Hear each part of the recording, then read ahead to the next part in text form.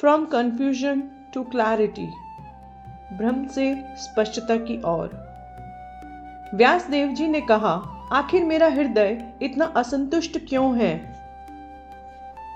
उन्होंने इस पर बहुत गहराई से विचार किया। वे सरस्वती नदी के तट पर एकांत स्थान में बैठे थे।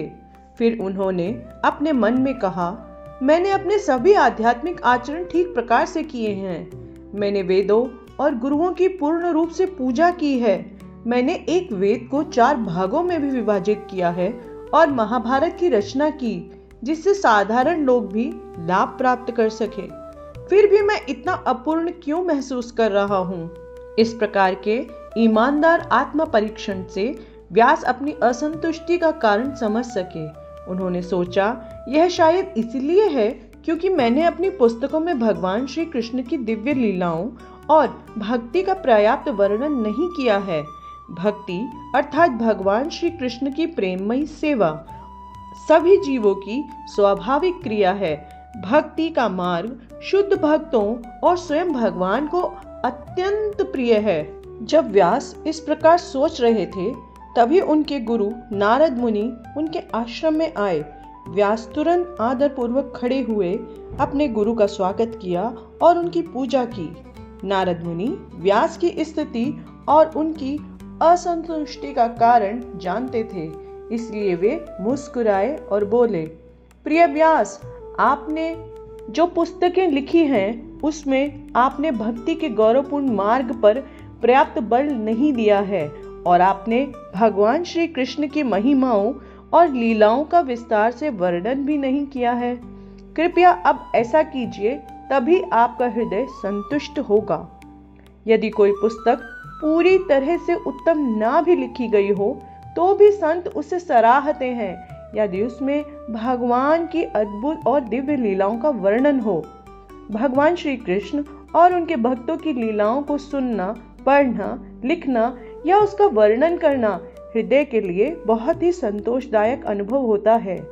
व्यास ने आत्मचिंतन द्वारा अपनी असंतुष्टि का कारण पहचान लिया और नारद मुनि ने भी उसकी पुनः पुष्टि की। व्यास को प्रेरित करने के लिए नारद ने अपने पिछले जीवन की कथा सुनाई। अपने पिछले जन्म में मैं एक दासी पुत्र था। परम पवित्र भक्तों के संग, जिन्हें भक्ति वेदांत कहा जाता है, के प्रभाव से मैं भक्ति करने के लिए प्रेरित हुआ।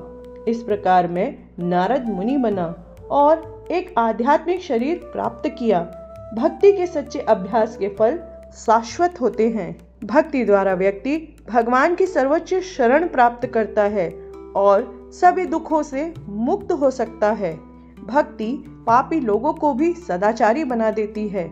इसलिए कृपया श्रीमद् भागवत की रचना करें, जिसमें भक्ति मार्ग का विशेष रूप से वर्णन हो। नारद ने व्यास के विचारों में स्पष्टता लाई और उन्हें आगे के लेखन के कार्य के लिए दिशा दी। ऐसा परामर्श देने के बाद नारद मुनि वहां से चले गए।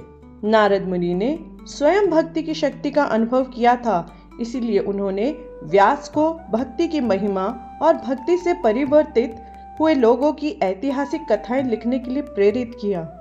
इसके बाद व्यासदेव भक्ति भाव में ध्यान करने बैठ गए। अपने ध्यान में उन्होंने भगवान श्री कृष्ण और उनकी माया शक्ति का दर्शन किया। उन्होंने यह भी देखा कि लोग माया के प्रभाव से कष्ट भोग रहे हैं। उन्हें समझ में आ गया कि इस दुख का समाधान भक्ति ही है, अर्थात भगवान श्री कृष्ण की प्रेममयी सेवा। इस प्रकार उन्होंने श्रीमद् भागवतम की रचना की, जिसमें भक्ति के मार्ग, भगवान श्री कृष्ण की लीलाएं और उनके अवतारों और उनके प्रिय भक्तों का विस्तार से वर्णन किया गया। इससे उनका हृदय पूर्ण रूप से संतुष्ट हो गया। बाद में व्यासदेव ने श्रीमद् भागवतम का ज्ञान अपने पुत्र शुकदेव गोस्वामी को दिया। अतः हमें इस कथा से यह पता चलता है कि मात्र भगवान श्री कृष्ण की भक्ति अर्थात प्रेममयी सेवा तथा उनके भक्तों के चरित्र के बारे में जानने से ही हमारे मन को संतोष व शांति प्राप्त होगी।